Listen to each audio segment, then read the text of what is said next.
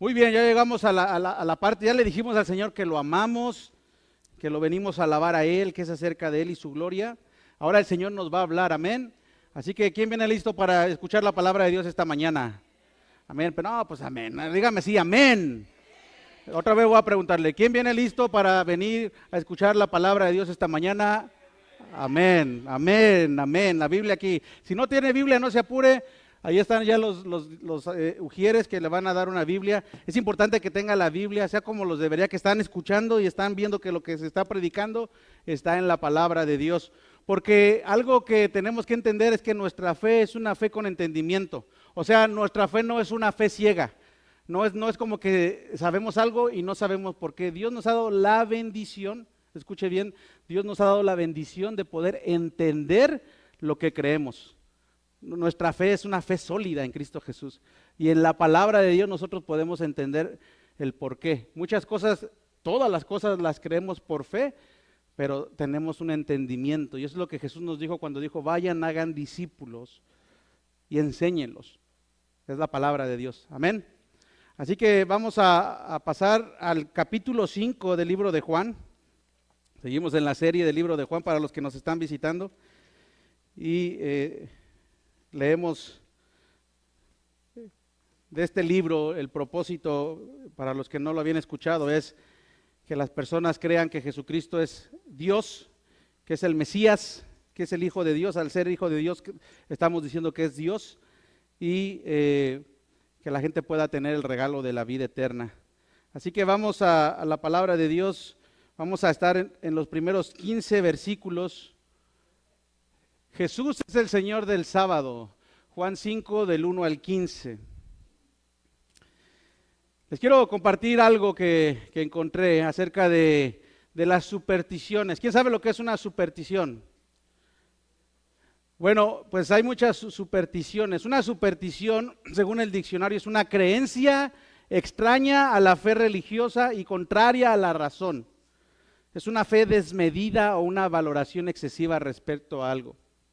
Y encontré en un survey que hubo en el 2014, en una encuesta, el cual creía que en esa encuesta nos hace saber que en América, aquí en Estados Unidos, por lo menos un 33% de la población cree que recoger un penny del suelo es de buena suerte.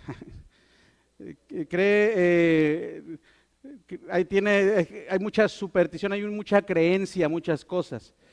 Pero eso fue aquí en Estados Unidos, pero cuando me fui para atrás fue cuando busqué las encuestas en América Latina, porque en América Latina, ¿cuánto creen que anda el porcentaje? Si aquí andan 33, tírele algo, ¿como cuánto cree que sea el porcentaje en América Latina? 67, 70%, todos somos bien supersticiosos de los hispanos. A ver, y si no, me voy a quedar callado para escuchar cómo se ríen. El gato negro, romper un espejo, la sal, el número 13, pasar por debajo de una escalera, el amuleto. Ay, nadie se rió, ¿verdad? Porque los dije. Pero todas esas cosas, hermanos, los seres humanos somos muy supersticiosos, creemos en muchas cosas que pues realmente no. Le voy a decir algo, que ya cuando uno conoce la palabra de Dios, el Señor nos empieza a transformar la mente, porque todas esas son supersticiones, son creencias extrañas, esas cosas, hermanos, van en contra de la fe. Y y usted me conoce, yo no soy mocho, pero le tenemos que enseñar.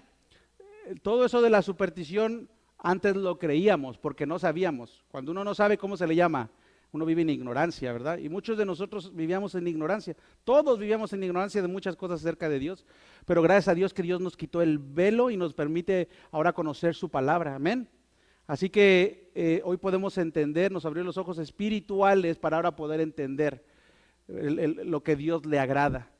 ¿Y por qué empiezo esta predicación así? Porque vamos a ver la historia de un hombre que era supersticioso, un hombre que tenía algunas creencias medios extrañas, no nada más él, sino otros en cuanto que estaban buscando sanidad y creían en esto, creían que las aguas los podían sanar.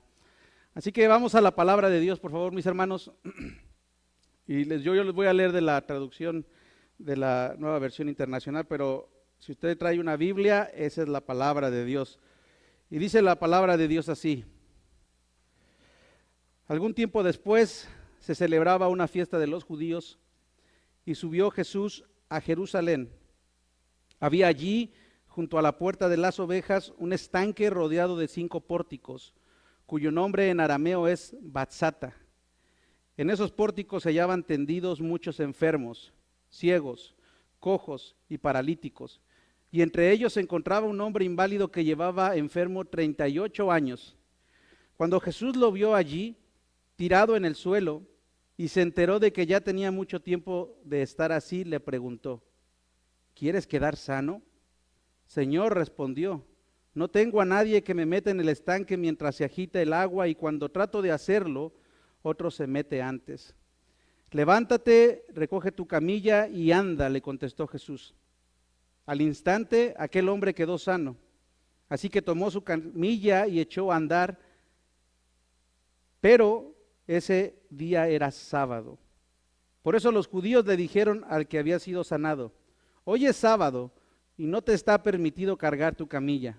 El que me sanó me dijo: recoge tu camilla y anda, le respondió. ¿Quién es ese hombre que te dijo: recógela y anda? Le interpelaron.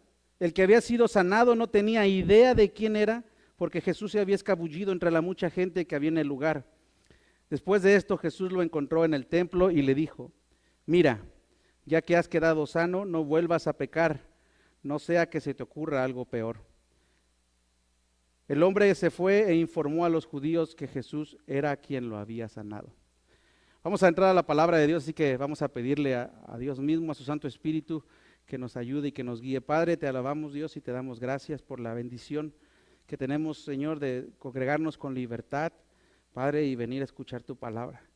Padre, tu palabra es verdadera, tu palabra es inerrable, Señor, tu palabra es infalible, Señor. Lo que tú dices es verdad, Señor, y venimos a ella con una necesidad de conocer más de ti, de descubrir más tu propósito para nosotros, Señor. Sabemos que eso es imposible de entenderlo solamente humanamente, sino que es la obra de tu Santo Espíritu, tanto en unos como en otros. Por eso pedimos tu dirección, que sea tu Santo Espíritu iluminándonos esta mañana, Señor, y que mientras vamos escuchando tu palabra, Señor, tú vayas haciendo la obra en cada uno de nosotros. Padre, no permitas que salgamos como venimos, sino con más fe en ti, que los que no te conocen te conozcan, Señor, y que los que ya te conozcan crezcan en amor y no solamente en conocimiento por ti. Porque te lo pedimos en el nombre de Cristo Jesús, y tu iglesia dice, amén, amén. Muy bien, pues dice entonces la palabra de Dios. Recuerde este libro de Juan, lo que quiere hacer el apóstol es darnos testimonio de Jesús. Y algo que hace, ya lo he abarcado en las otras prédicas que me ha tocado a mí, es por medio de señales poder enseñar verdades poderosas acerca de la persona de Jesús. Recuerde que las señales entre sus propósitos tiene sí acrecentar la fe de los discípulos, pero sobre todo mostrar quién es Jesucristo, mostrar el poder, mostrar los atributos de Dios. Y eso lo vimos anteriormente. Por ejemplo, la primera señal fue aquel milagro que realizó en Galilea, ahí en el norte, en Caná, donde convirtió el agua en vino. ¿Qué sucedió ahí? Jesús hizo ese milagro, ese prodigio, pues un prodigio lo que hizo Jesús. ¿Y qué sucedió? La fe de sus discípulos, lo vemos al final de este capítulo, y la fe de su familia vinieron a fe. Ya hablaba no nada más de los discípulos, sino termina hablando esa porción de la palabra de que ahora los discípulos creían o se maravillaban en la obra de Jesús, pero también su familia. Entonces usted ve cómo esas señales, cuando Jesús hizo eso y mostró que él tenía un poder sobrenatural, el poder de Jesús, muchos vinieron a fe. ¿Qué pasa en la señal número 2 que compartí con ustedes la semana pasada? Es la historia del hijo de un funcionario, de Herodes Agripa. Y este hombre busca a Jesucristo porque había escuchado de lo que él hizo. Jesús muestra su poder, el poder de su palabra. ¿Y qué sucede? Este hombre viene a fe en Jesucristo.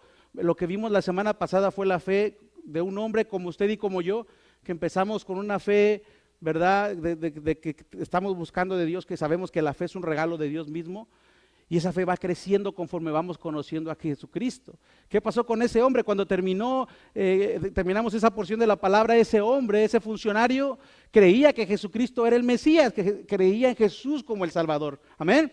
¿Y qué sucedió con él? Que dice la Biblia que creyó él y quién, y toda su familia. Así que vemos el propósito de las señales. Y ahora vamos a entrar en una porción diferente. Ahora Jesús baja de Galilea y viene a Jerusalén de nuevo. Ya había estado ahí, recuerdan cuando Jesús fue al templo, ya lo vimos. Regresa ahora al templo y cuando está en el templo pasa esta situación que acabo de leer en la palabra de Dios. Se encuentra fuera del templo porque no estaba donde estaban todos los religiosos, sino que él estaba en un lugar apartado. Por ahí puse una foto donde estaba este estanque, por una de las puertas. Allá está, mira, está el templo de este lado izquierdo y allá a la mera esquina, del lado derecho, allá está Bethesda o Betseba, la versión Valera y la nueva versión internacional dan el nombre diferente, pero es lo mismo. Y ahí está la puerta de las ovejas. Así que ahí estaba pasando Jesucristo. Algo que es importante que usted sepa es que cuando Juan escribió esta porción de la palabra, ya no existía el templo ya había sido destruido, pero esa porción, ese estanque permaneció. De hecho, hoy en día no se mira bien la foto, quise subir otra foto, pero hoy en día descubrieron, mientras estaban haciendo ahí, descubrieron otra vez ese estanque al lado de una iglesia. Así que es importante que usted sepa eso. Y entonces la pregunta es, ¿y por qué el apóstol Juan habla en tiempo presente? Porque él quiere que la gente venga a conocimiento de Cristo. Por eso él habla en ese tiempo. Y dice que en aquel tiempo después Jesús subió a Jerusalén, pues se celebraba una fiesta de los judíos. No sabemos qué fiesta es. Ahí los eruditos no se ponen de acuerdo, pero eran 3 fiestas que todos los hombres tenían que ir, el Pentecostés y también puede ser la Pascua. Yo no creo que haya sido la Pascua porque eso cambia entonces las Pascuas en las que estuvo Jesús, ya fueron 4 y no 3. Así que el punto es que fue una fiesta a Jerusalén, a la celebración, y allí había junto a la puerta de las ovejas, un estanque rodeado de 5 entradas, cuyo nombre en hebreo es Betzata. Entonces, y dice que en esa, nos da la palabra de Dios algo que es importante entender. En esas entradas se hallaban tendidos muchos enfermos, como usted mira ahí, imagíneselo. Dice mucha gente, cojos, ciegos, paralíticos. ¿Y por qué estaban allí? Porque había una creencia, hermanos. ¿Cuál era la creencia? La creencia que había es que si las personas, cuando se movía esa agua, que era una superstición, ahorita lo voy a explicar por qué, ellos lograban meterse ahí, entonces ellos iban a lograr ser sanados. ¿Por qué Jesús pasó por ahí? ¿Qué pasó la primera vez que Jesús fue a Jerusalén? ¿Se acuerda? ¿Qué pasó? Hizo una limpieza en el templo. Jesús hizo una limpieza porque se dio cuenta, recuerda aquella prédica que nos dio Pastor Ricardo, que los sacerdotes, que todo lo que estaban haciendo con el templo lo hicieron un mercado. Y Jesús se indignó. Y Jesús se mostró como el Señor del templo. Así que esta vez, no lo dice la palabra, pero yo creo que Jesús vino a eso. ¿A qué vino Jesús? ¿A los sanos o a los enfermos? ¿No dijo él eso? Yo vine a sanar a quién. Los sanos no necesitan médicos, sino los enfermos. Y yo he venido a llamar a justos. No he venido a llamar a justos, sino a pecadores, dijo el Señor. Así que ahí se encontraba nuestro Señor. Yo estoy seguro, porque conozco a mi Dios, que tenía un propósito, y tu propósito lo vamos a entender hoy. Y dice entonces que el versículo 3, que en esos pórticos se hallaban tendidos muchos enfermos. Aquí hay una porción que voy a tratar de hasta hablar más despacio, ya ve que yo hablo rápido, y que es que bueno que no me conoció hace 20 años porque no me hubiera entendido. Pero son de esas porciones donde uno como pastor o como predicador dice, híjole, ¿cómo no me lo salto? Pero no se lo puede saltar uno. Si uno quiere ser fiel a la palabra de Dios, tiene uno que predicar toda la palabra de Dios. ¿Y en dónde está ahí la situación? Si ustedes estaban, los que tienen versión Valera, ustedes vieron que yo me salté un versículo, el versículo 4. Y hermanos, Espíritu Santo, ya oré, pero ayuda. Tiene que saber varias cosas. 1, la palabra de Dios no fue escrita en español. La palabra de Dios, el Antiguo Testamento, fue escrito en arameo y en hebreo. Nuevo Testamento fue escrito en griego, no en español. Eso es importante que usted lo entienda. Cuando empieza a ver en el círculo cristiano esa situación de que a las versiones, muchas versiones más nuevas, que se les quitan versículos, hermano, yo tengo que explicarle algo, no es que se le quitan versículos. Yo quiero que con toda honestidad, si usted tiene alguna pregunta o no entiende lo que yo digo, me busque al final, porque es importante para mí explicarle. Antes, la Biblia no eran libros, la Biblia eran pergaminos, ¿ok? Y la Biblia no se escribió, la Biblia es una biblioteca de libros que fueron inspirados por Dios, que la iglesia mismo los confirmó, el Espíritu Santo, pero no se escribió así, no hay capítulo 1 de Juan, así no se escribió la Biblia. Entonces, lo que pasaba antes es que había mucha gente que escribía, muchos copistas, muchos hombres se dedicaban a hacer copias de la Biblia. Y no hay, y eso es maravilloso, a mí me encanta enseñar eso en el discipulado, ningún libro en el mundo, el que más se acerca es la Odisea, pero lejos de eso, y se queda ni siquiera el 10% de la diferencia de las copias que hay de la palabra de Dios. O sea, el libro, la Biblia, como libro, no hay un libro, yo sé que es la palabra de Dios, pero como libro, no hay ningún libro como la Biblia, hay miles de copias de la Biblia, ¿ok? Ahora, en lo que los eruditos no se ponen a veces de acuerdo, pero muchos, la gran mayoría de los eruditos creen, yo lo creo también, y yo no soy erudito, es que en los originales, en los primeros, ¿me entiende? Cuando digo original, los primeros, las primeras copias, si hubo miles y miles y miles de copias, en las primeras copias hay muchas cosas que no están en la palabra de Dios. Oh, pero ahorita espérenme. Entonces, por eso es que muchas versiones más nuevas a veces no tiene versículos, porque lo que se cree es que los copistas añadieron eso. Y por ejemplo, este versículo 4, que sí tiene la Reina Valera, alguien léame el versículo 4 de los que traen Reina Valera, por favor. Adelante.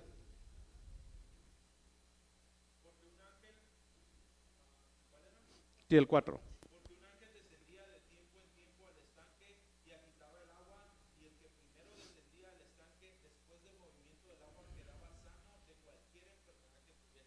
Ok, cuando usted lee el versículo 4 es un poco raro. A lo mejor usted nos está invitando, déjeme le explico, pero para los que tienen más tiempo leyendo la palabra de Dios, es un poco extraño. El versículo 4 es superstición, ¿sí o no? El versículo 4, hermano, a la luz de la Biblia, ¿usted encuentra otro versículo? ¿Dios obra de esa manera? ¿Usted ve que Dios manda ángeles a mover el agua para que esa agua sea sane a los enfermos? No. Ok, no, y por eso es que los eruditos creen que en los originales no estaba eso y que fue añadido por un copista. Ok, pero está en la palabra de Dios. Lo que sí debe de saber es que eso era real. El versículo 4 nos dice una verdad. ¿Cuál es la verdad? Que todos los hombres que estaban ahí estaban esperando ¿qué? ¿Por qué estaban ahí? Pues estaban esperando un milagro. Porque ellos creían que eso estaba ahí. Entonces, yo sé que es un poco, y sobre todo, lo digo con mucho respeto, sobre todo a mis hermanos que tienen mucho tiempo en el Evangelio. Hermanos, la Reina Valera no, aunque es lo más apegado al original, la Reina Valera no es el libro, no es el original de la palabra de Dios. El original de la palabra de Dios, si usted quiere ir al original, es en griego. Por eso yo empecé diciéndole, la Biblia no se escribió en español. Entonces, yo como pastor, yo le recomiendo, y yo he hablado esto con los pastores, yo estudio la nueva internacional, Pastor Domingo usa varias también, yo uso varias, Pastor Ricardo usa de las Américas, y no queremos confundir a nadie, ¿ok? Nada más, mi recomendación es que use varias. Yo con muchos de ustedes que hacen estudios, yo les digo, puedes usar una app como la Gateway, donde tú puedes encontrar muchas versiones, tanto las originales, las más apegadas como las Américas, la Reina Valera, como también las más parafraseadas. Así que no quiero hacer de esto ¿cómo decir? ¿Cuál es la palabra? Sí, gracias. Pero por eso le digo, venga con nosotros, ¿ok? Y con todo gusto, no queremos hacerle cambiar nada, nada más creemos que la palabra de Dios es infalible, pero eso pasa, o sea, no es, la gente que se mete, hermanos, hay mucha gente que vive en la palabra de Dios, usted que se dedica a eso, a estudiar la palabra de Dios. y no, la palabra de Dios es la palabra de Dios, la palabra de Dios nos habla, amén. Así que cuando no entienda algo, estudie, profundice, pero yo tengo el deber, porque me salté y yo sé que esa pregunta iba a surgir, de explicarlo esto. Y esa es la razón, es lo que los eruditos creen y no nada más nosotros debemos de creer lo que la Biblia dice. Entonces se queda, ¿y entonces cuál Biblia? Pues la Biblia, el original. Entonces ahí es donde tenemos el desacuerdo, donde no debemos de tener el desacuerdo, eso no nos debe de dividir, ¿verdad? Así que a lo que clamo esta mañana, a lo que clamo como pastor, es a que no usen esto para que no sea el tema de su célula nada más, porque si el tema de su célula es eso, se perdió. Esa parte, hermano, ahorita como usted lo va a ver, Jesús, le voy a platicar un poquito más la historia. Jesús, para que sepa, Jesús sanó al hombre y el estanque ni lo usó, ¿ok? Así que si Jesús no son, y eso no fue importante, entonces para nosotros no debe ser el tema, pero podemos profundizar en eso, podemos platicar y a lo mejor usted dice, ¿a qué se refería, pastor? Pues yo le explico cuando terminemos. Amén. Entonces vamos a tomarlo así. Entonces dice que se encontraba un hombre enfermo que de ¿cuántos años ya? 38, no que tenía 38 años, sino que tenía 38 años que enfermo, ¿ok? Y entonces este hombre estaba esperando, tenía su esperanza en que se moviera. Ahora el hombre, dice la Biblia, que era un paralítico, ¿verdad? O que era un hombre que no se podía mover, que estaba, ¿qué dice? Acostado. Y 38 años viviendo. Ahora póngase usted, imagínese la condición de ese hombre. 38 años acostado y pues podemos llegar a la conclusión, aunque la Biblia no lo dice, pues sabemos que estaba solo. Nadie pasaba y nadie lo recogió. Ahorita vamos a ver más adelante por lo que la palabra de Dios decía. Así que esperaban este movimiento del agua, esta creencia popular, esa como las supersticiones que tenemos en México y en otros lugares, ¿verdad? Son creencias populares que había surgido en cuanto a este estanque. No tenemos ninguna, la Biblia algo que diga que eso pasaba así, pero no era como Dios usaba. Dios no usó eso. ¿Cómo sanó Dios al hijo del funcionario? ¿Qué hizo? El Señor habló por su palabra, amén. Así que, hermanos, lo que sí es importante es esto. No debemos de creer que eso era cierto. Si usted cree que Dios hacía eso, hermano, no es cierto. Dios no usaba eso. No hay nada en el texto que nos haga pensar que Juan está diciendo o que apoye eso, que dice que Dios sanaba así. No, esa era la creencia, esa era la superstición. Así que el paralítico sí lo creía, él y los demás. ¿Y por qué lo sabemos? Por el versículo 7. Y eso siempre se lo digo. La Biblia se enseña a sí misma. ¿Qué dice el versículo 7? Señor respondió, no tengo a nadie que me meta en el estanque. O sea, estaba solo el hombre. Por eso digo que no había ni su familia. Y mientras se agita el agua, y cuando trato de hacerlo, otro se mete antes. O sea, le ganaban. Entonces, este hombre estaba esperando eso. Y dice ahora el versículo 6, dice, cuando Jesús lo vio tirado en el suelo y se enteró de que ya tenía mucho tiempo de estar así, le preguntó, ¿quieres quedar sano? Señor respondió, no tengo a nadie que me meta en el estanque mientras se agite el agua, y cuando trato de hacerlo, otro se mete. Ahora, es interesante ver esa pregunta, hermanos, porque esa pregunta, ¿quieres quedar sano? ¿Por qué la hizo Jesús? Hermano, le platico un poco más de mi Señor en la Biblia. Jesús no preguntaba nada si no había un propósito. El Señor conocía los corazones de las personas y los conoce. ¿Quieres quedar sano? Le preguntó. El Señor estaba llamando a este hombre a reflexión. Y usted puede decir, pero ¿quién no quiere ser sano? Bueno, amado, déjeme le digo algo. Y no me lo han contado. La verdad es que no todas las personas que están enfermas quieren ser sanadas. Y no hablo de una enfermedad nada más física. Hablo de una enfermedad emocional, hablo de una enfermedad del alma. Mi mamá nos decía mucho, a mí, a mis hermanos, nos decía mucho, ya se van a empezar a hacer los mártires. Cuando nosotros, que yo soy. Y sabe una cosa, ¿por qué le digo? Si la pregunta de Jesús hubiera sido nada más así y Jesús no lo hubiera sanado, esa pregunta hubiera sido una pregunta cruel. ¿Está de acuerdo conmigo? Pero Jesús lo sanó. No fue así. Jesús lo sanó. Todas las señales que vemos de Jesús en este evangelio, ¿quién es el que inicia? ¿Quién preguntó?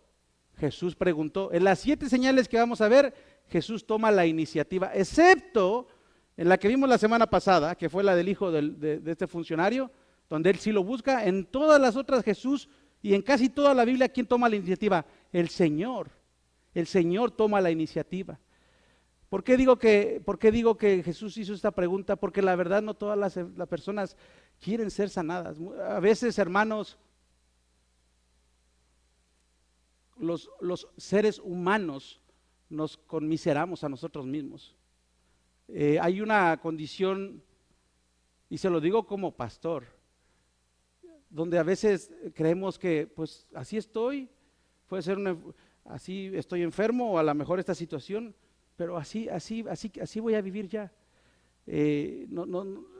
Tenemos esa cuestión de no querer cambiar. A veces, aunque suena un poco difícil, nos sentimos cómodos en esa área. Yo a veces pregunto, pero ¿por qué no quiere cambiar esta situación? Y hablo de una enfermedad, a veces de situaciones, enfermedades donde no queremos cambiar, donde Dios nos está mostrando todo para que cambiemos, pero nosotros no queremos cambiar porque a veces es más cómodo decir, pues así mejor, así vivo, así he vivido y así viviré toda la vida. Y es que, amado, hay muchas personas que están enfermas no nada más físicamente, sino del alma y del corazón. Y tenemos que tener cuidado con eso. Otras personas, ¿sabe cuál es lo que pasa con otras personas? Otras personas no conocen el poder de Dios. Y usted y yo somos muchos de esos. No conocemos a veces el poder de Dios, quién es Dios, el poderoso. Estaba investigando de un libro llamado, de hace 40 años, Tu Dios es demasiado pequeño. Y les voy a leer lo que encontré en la reseña. El autor se llama Phillips. Y este autor escribió este libro, dice, Phillips anima a los cristianos a redefinir su comprensión de un creador sin etiquetas ni limitaciones terrenales y a buscar en cambio un concepto significativo de Dios. Phillips explica que el problema al que se enfrentan muchos de nosotros hoy en día es que no hemos encontrado un Dios lo suficientemente grande para nuestras necesidades modernas. En un mundo en el que nuestra experiencia de la vida ha crecido en innumerables direcciones y nuestros horizontes mentales se han ampliado hasta el punto del desconcierto por los acontecimientos mundiales y los descubrimientos científicos, nuestras ideas de Dios han permanecido en gran medida estáticas. O sea, nuestro conocimiento de Dios no crece, nuestra idea de Dios no crece. Esta inspiradora obra, dice, aborda temas difíciles e inspira a los lectores a reevaluar y conectar más profundamente con un Dios que es relevante para la experiencia actual y lo suficientemente grande como para inspirar respeto y admiración. Muchos de nosotros, hermanos, creamos un Dios muy pequeño en nuestras cabezas. Muchos de nosotros encasillamos a Dios, un Dios que es limitado. A mí muchos de ustedes me han preguntado que si Dios puede. Amado, yo no creo que la pregunta correcta es que si Dios puede. Yo creo que la pregunta es correcta que si acaso hay algo imposible para Dios. No encasilla a Dios, amado. A veces nos hacemos, porque conocemos más la palabra, porque a veces nos hacemos un poco religiosos y queremos encasillar. O sea, al Dios grande, el Dios que nos quiere ayudar, nos lo ponemos en nuestras ideas. Yo recuerdo, y no quiero confundir a nadie, pero yo sé que lo tengo que decir porque lo siento del Señor, de su Santo Espíritu. Yo creí en un tiempo en mi vida, porque me metí mucho a la palabra y era medio mocho. Por eso yo tengo a veces mucha aberración al legalismo y esas cosas, porque yo fui uno de ellos. Y recuerdo cuando este hermano le dio un cáncer de estómago. Para los que no saben, el cáncer de estómago es uno de los cánceres más agresivos. Y nosotros participábamos con estos hermanos porque ellos eran los coordinadores de una conferencia matrimonial que se hacía cada año en San Diego. Y cuando vino esto, el cáncer a la vida del hermano y lo descubrieron, pues todo cambió. Y recuerdo que estábamos en una junta donde ellos estaban delegando su posición porque se iban a dedicar a cuidar, a darle seguimiento al proceso de sanidad del hermano. Y yo recuerdo mucho que estábamos ahí varias parejas y había un pastor que yo lo vi ese día y jamás lo volví a ver, yo ni sé cómo se llama, y él estaba sentado en una silla así, yo estaba aquí y él estaba donde está Memo. Y él estaba pensando, y yo lo veía que estaba así, ponía su mano y no hablaba, y no hablaba, y no hablaba. Y de repente el hermano se para y dice, hermano, yo estoy sintiendo que de Dios que debemos de orar por usted en este momento. Y que Dios puede, que Dios puede hacer lo que nosotros ni nos pensamos. Ni me acuerdo bien lo que dijo, pero me acuerdo que todos nos paramos y nos pusimos a orar alrededor del hermano. Hermano, yo no lo quiero confundir, pero yo desde a mí Dios me habló y yo no, por eso no encasillo a mi Dios. Por eso cuando hay alguien que dice que Dios no hace cosas, dijo, no, tú no conoces a Dios, conoces a lo mejor la Biblia, pero no conoces al Dios de la Biblia. Y esa fue una lección para mí. Mientras estábamos orando, el calor que había ahí, hermano, era un calor que nunca había experimentado. ¿Ok? Y fue un tiempo de mucha paz. Un hermano, recuerdo, empezó a cantar alabanzas, y estábamos orando, clamando todos al Señor por ese hermano. Y ahí está mi esposa de testigo. Bueno, ese hermano a las 2 semanas dejó de tomar no quiero confundir a nadie, no estoy diciendo que lo tiene que hacer. A las 2 semanas dejó de tomar su medicina y el hermano hasta hoy, eso tiene por lo menos más de 15 años, sigue siendo libre de cáncer. La pregunta es, ¿quién lo sanó? Dios lo sanó. Amén. Entonces, no le comparto esto para que usted, yo no estoy promoviendo las campañas de sanidad, no estoy haciendo eso, pero lo que sí es un testimonio exactamente de la grandeza de Dios, porque yo no sé los demás, pero yo que estaba ahí, y si usted me hubiera conocido hace 15 años, yo venía a la iglesia y yo no tenía llenadera, ahí está mi esposo, yo quería más, yo tenía una necesidad de conocer de Dios, y yo, si había estudio los martes, yo quería estar en todos lados.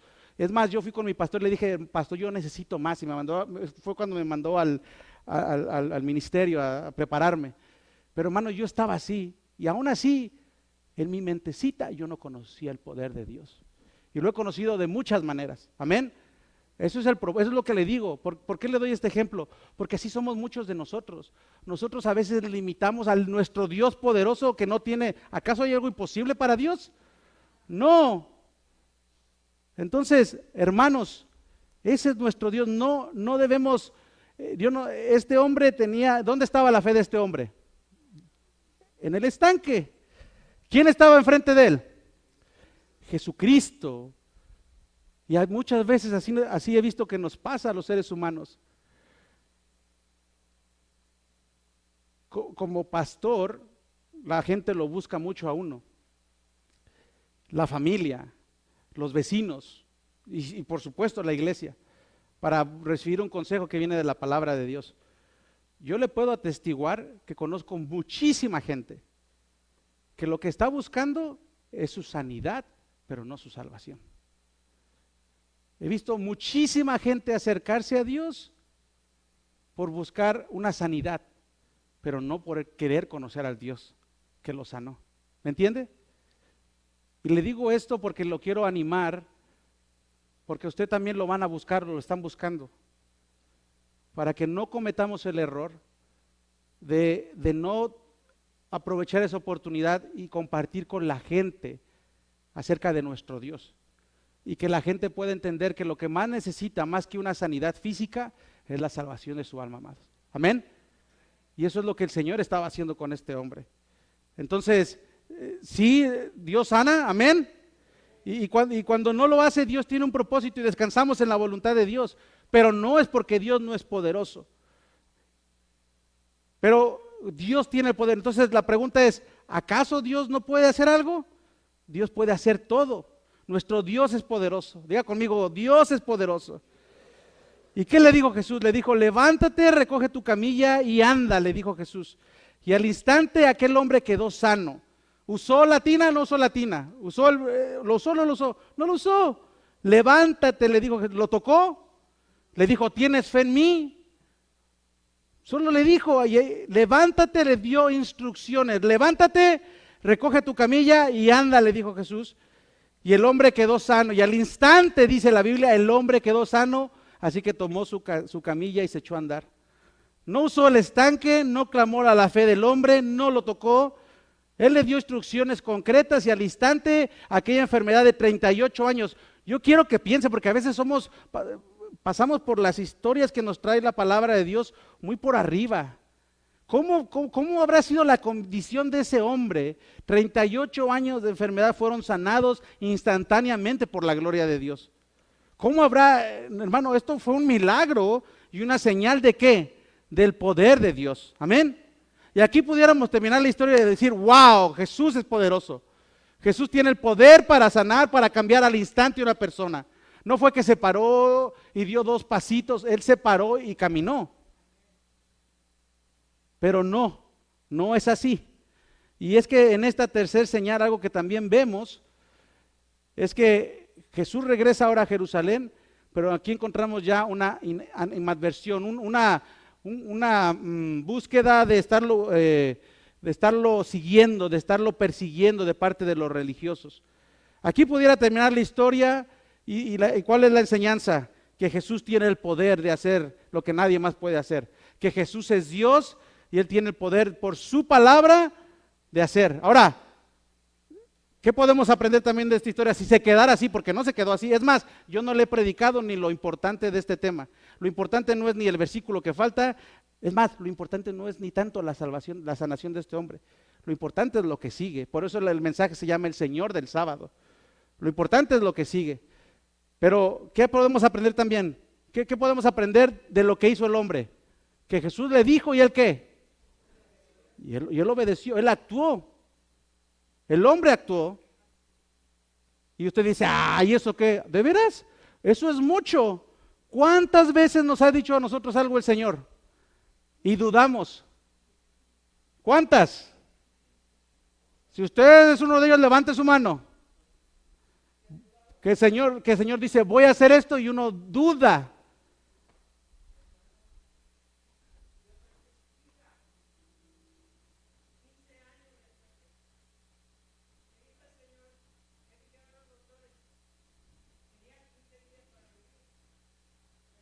Amén, amén, amén. Para los que no lo saben, yo fui a visitar esa día a la hermana. Yo nunca había visto a la hermana tan malita. La hermana estaba muy mala. Estaba Pastor Domingo, yo salí de ahí y llegué con mi esposa, le dije, la hermana está muy mala, tenemos que orar. Y yo le estaba viendo sufrir a la hermana y llegué, varios de ustedes estaban ahí, hice un Zoom y dije, hermanos, tenemos que orar por la hermana y pedirle a Dios que si la hermana va a estar sufriendo, que el Señor haga lo que es mejor. Yo no estaba orando que el Señor, yo la vi sufriendo a la hermana. Y ándale, el poder de Dios. Y así muchas, hermanos, pero es el poder de Dios, amén. Así muchas, no, lo que yo quiero, no quiero, hermanos, no, le digo otra vez, no estoy promoviendo una jornada de sanidad. No, porque a veces ahí se pierde y lo dije la semana pasada, la gente no viene a fe tanto por Cristo, la gente viene a fe por escuchar la palabra de Dios, amén. Pero Dios es poderoso y Dios sigue sanando y Dios sigue haciendo su obra, amén, amén.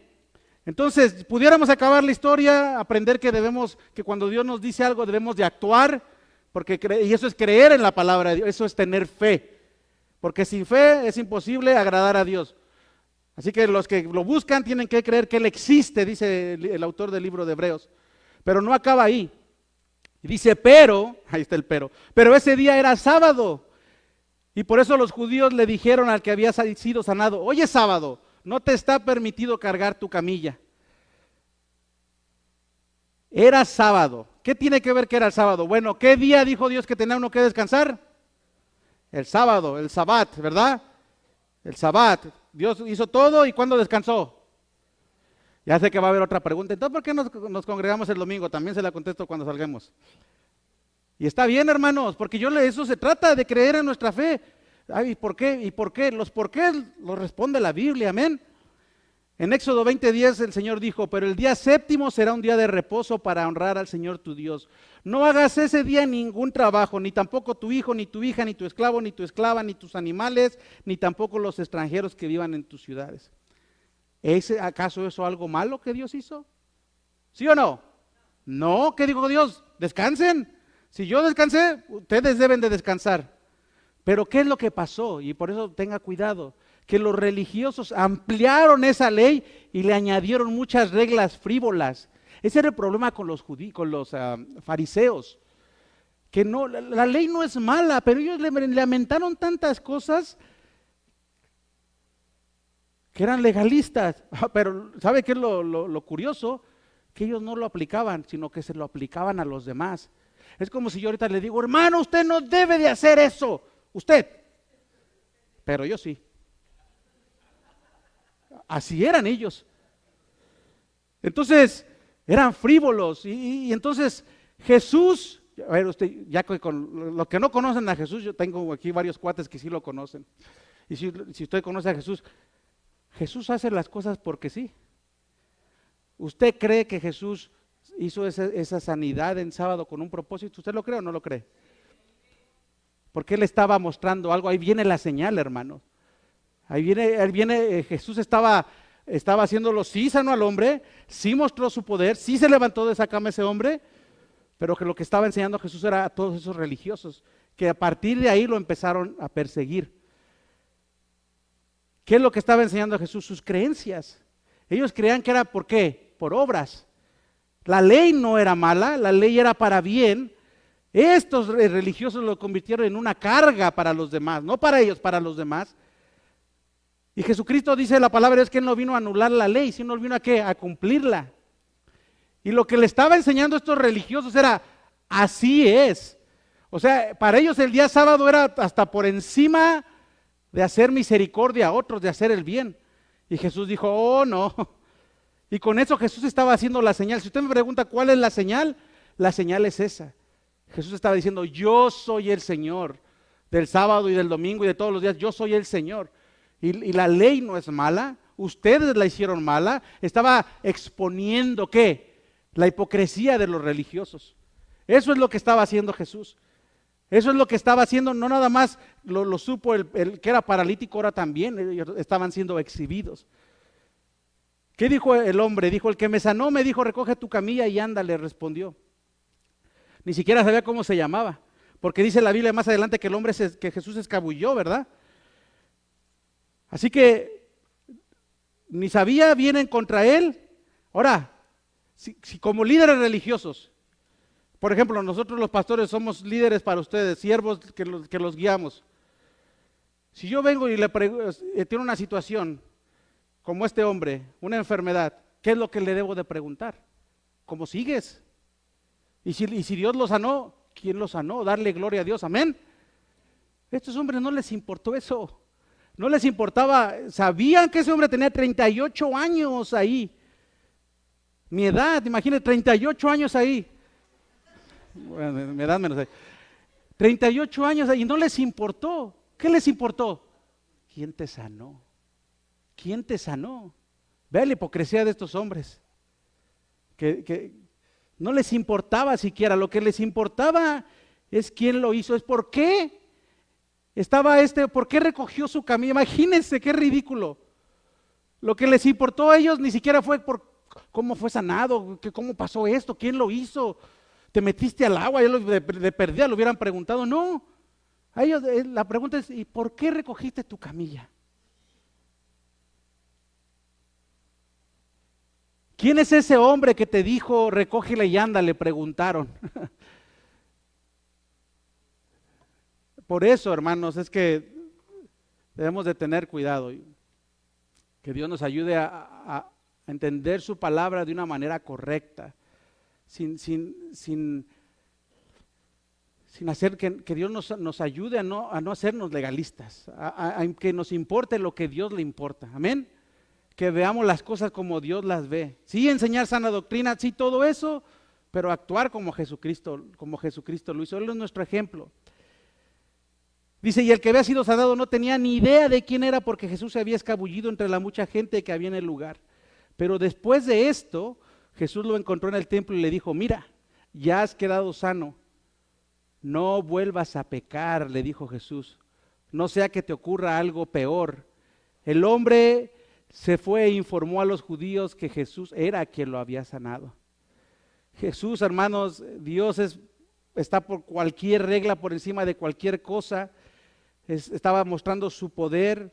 estaba mostrando que correctamente lo que tenía que hacer, lo que estos hombres habían impuesto era incorrecto. Y este hombre había sido sanado, ¿cómo? ¿Qué pasó con ese? ¿Fue sanado qué? Físicamente, pero ahora necesitaba la sanidad más importante, y esa es la que estaba muerto. ¿El problema del humano cuál es? ¿Nuestra enfermedad o nuestro pecado? Es el pecado. Ay, pastor, yo voy a empezar de mocho. No, es que eso es lo que la Biblia dice. Nuestros problemas físicos, hermanos, entre más grandes nos hacemos, más achaques tenemos, ¿verdad? Dice mi abuelita que está como la coneja. Le digo, ¿por qué? Cuando no me duele la pata, me duele la oreja, dice. El cuerpo se va deteriorando, pero si estamos en Cristo y lo estamos buscando, espiritualmente estamos ¿qué? Fortalecidos. Así que el problema de este hombre no era nada más, y era grande, 38 años de no poder caminar, pero era el problema de su alma, el problema de su corazón, el problema de su pecado. Por eso cuando Jesús lo volvió a encontrar, no le dijo, ¿y cómo estás? ¿Ya te sientes mejor? No le dijo eso. ¿Qué le dijo? ¿Qué le dijo? Mira, ya has quedado sanado, no vuelvas a pecar. Has sido sanado, como a la mujer más adelante en el capítulo 8 le dice, pero no peques más, para que no te venga alguna cosa peor. Nada más quiero abarcar un poquito más porque la semana pasada no lo hice bien, completo. Pero hermanos, dentro de la iglesia a veces corre una idea de que todo el que está enfermo es pecador. De hecho, en el tiempo de los judíos pensaban que todo el que era enfermo era impuro y que todo, hermanos, bíblicamente a la luz de las escrituras no siempre es así. En este caso, Jesús le está diciendo ese hombre, ¿se lo está diciendo sí o no? Se lo está diciendo a él, pero eso no es una ley para todos. Ahora, Dios permite muchas cosas en nuestra vida porque va a ser para nuestro bien. ¿No dice eso Romanos 8:28? Entonces, no todos los que están enfermos están en pecado, hermanos. Tengamos mucho cuidado. ¿Por qué digo esto? Porque debemos de tener mucho cuidado en no ser prontos para hacer un juicio, iglesia. No, hermano, por favor, yo se lo pido en el nombre. Podrá ser el caso que sí. Por ejemplo, si una persona está fume y fume, no sé qué, allá en mi pueblo le llamamos chacuaco, como chacuaco, y después tiene cáncer en los pulmones, ¿de quién es la culpa? ¿Verdad? Entonces, a lo que voy es a que no toda la gente que está enferma es porque está en pecado. Ahora, todos somos pecadores, ¿sí o no? Todos somos pecadores, pero no es porque estás en un pecado. No, eso no es cierto, hermanos. No siempre es así. Entonces Jesús le dice a este hombre, en el caso de este hombre sí lo era, porque le dice ya no peques más. ¿Por qué? Porque la atención de Jesús no era nada más el propósito de sanar a este hombre, era eterno. No era nada más que este hombre fuera sanado y que fuera para testimonio, no. Era enseñanza para los religiosos, pero ¿era qué? Era algo eterno. Póngase de pie, por favor, iglesia. El Señor conocía la condición de este hombre.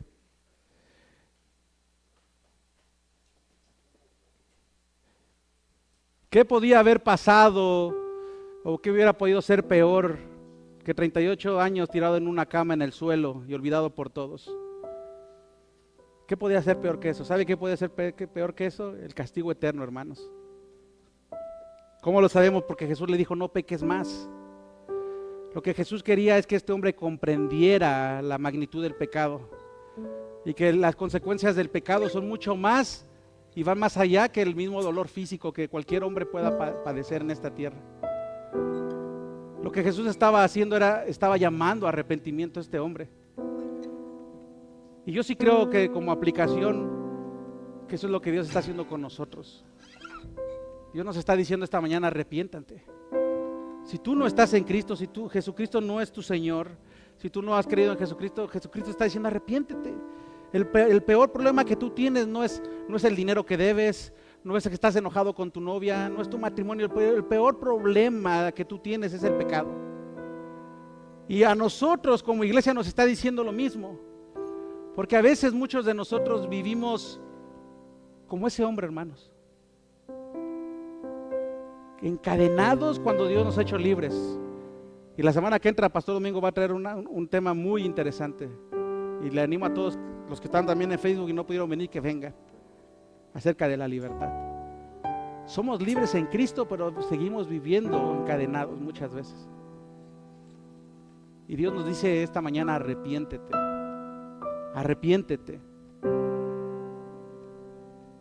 Pero a lo mejor otro nos está hablando y nos está diciendo, debes de dejar de ser tan legalista, debes de aprender que no nada más son tus tradiciones, aunque siempre lo has hecho de esta manera, aunque siempre lo has creído, la palabra de Dios es la que trae luz.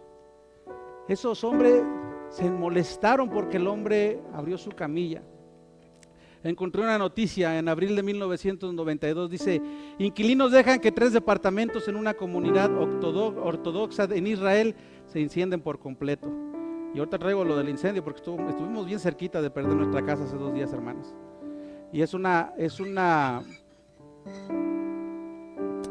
yo cuando yo estaba orando ahí, pero decía Paris, que es mi vecino, y decía bien, nos damos cuenta de lo frágiles que somos. Yo estaba arreglando en el drive de mi casa mi carro, me metí a comer con mi hijo, en 20 minutos estaba incendiando todo.